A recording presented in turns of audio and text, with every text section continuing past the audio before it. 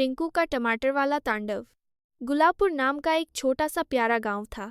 गांव के चारों तरफ हरे भरे खेत, आम के पेड़ और रंग बिरंगे फूल थे। उसी गांव में रहता था एक शरारती लेकिन दिल का अच्छा लड़का, टिंकू। टिंकू की एक खास बात थी, उसे टमाटर बहुत पसंद थे। इतने पसंद कि अगर उसकी थाली में टमाटर की सब्जी, टमाटर की चटनी या टमाटर का सलाद न हो तो वह खाना ही नहीं खाता था। एक दिन टिंकू अपनी माँ के साथ खेत गया। वहां उसने देखा कि लाल लाल गोल मटोल टमाटर पौधों पर झूल रहे थे। धूप में वे ऐसे चमक रहे थे जैसे छोटे छोटे लाल गुब्बारे। टिंकू की आंखें चमक उठीं। माँ, ये सारे टमाटर हमारे हैं? उसने उत्साह से पूछा। माँ हंसते हुए बोलीं, हाँ बेटा, लेकिन इन्हें तोड़ने का सही समय और तरीका होता है। लेकिन टिंकू तो टिंकू था, उसे इंतजार कहाँ पसंद। अगली सुबह जब माँ घर के काम में व्यस्त थी, टिंकू चुपके से खेत की ओर भाग गया।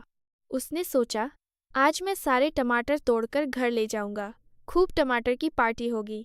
वह खेत पहुंचा और बिना सोचे समझे टमाटर तोड़ने लगा। कुछ कच्चे थे, कुछ आधे पके थे, कुछ अभी बहुत छोटे थे, लेकिन टिंकू ने किसी को नहीं छोड़ा। उसने अपनी छोटी टोकरी भर ली। फिर उसे मज़ा आने लगा। वह टमाटरों को हवा में उछालने लगा। कुछ टमाटर नीचे गिरकर फट गए। लाल लाल रस मिट्टी पर फैल गया। वाह, ये तो टमाटर की बारिश है, टिंकू खुशी से चिल्लाया। तभी पीछे से आवाज़ आई, टिंकू। वह चौंक गया। पीछे देखा तो माँ खड़ी थी। उनके चेहरे पर हैरानी और थोड़ी नाराज़गी थी। माँ ने खेत की हालत देखी। टूटे हुए पौधे, बिखरे टमाटर, मिट्टी में फैला रस। बेटा, ये तुमने क्या किया? माँ ने दुखी होकर पूछा। टिंकू का चेहरा उतर गया। उसे समझ नहीं आया कि उसने क्या गलत किया। मैं तो बस टमाटर ले जा रहा था, उसने धीरे से कहा। माँ ने उसे पास बिठाया और समझाया, बेटा, हर चीज़ का एक समय होता है। अगर हम कच्चे फल तोड़ देंगे तो वे अच्छे नहीं बनेंगे, और जो फसल खराब होगी तो हमें नुकसान होगा। टिंकू ने चारों तरफ देखा। सच में कई पौधे टूट गए थे, कुछ टमाटर बर्बाद हो गए थे। उसे बहुत पछतावा हुआ। उसकी आंखों में आंसू आ गए। माँ, मुझसे गलती हो गई, उसने कहा।